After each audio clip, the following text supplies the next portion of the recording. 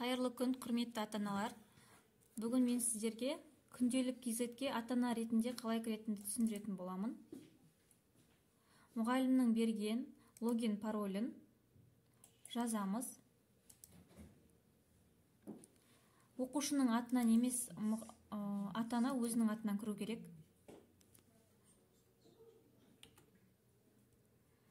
Міне мына жерде оқушының ата-анасының атынан кірейін деп отырмын. Мұғалімнің берген паролін жазып кіреміз. Міндетті түрде. Болмаса біздің күнделік кезетіміз ашылмай қалады. Күнделік мектеппен де, күнделік кезетпен де кірсек болады.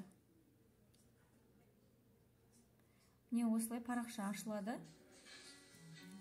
Одан кейін мына жерде балаңыздың аты жөні тұрады. Одан кейін мына жерден күнделікті көру деген батырманы басамыз. Сол жерден сабақтардың барлығы ашық тұрады. Соның ішіне кіріп,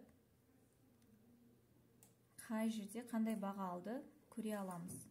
Және балаларыңыздың алып отырған бағасы Play Market'тен жүктеп алсаңыз, күнделікті өзіңізге сообщение болып келіп тұрады. Соны ашып, міндетті түрде көріп отырамыз.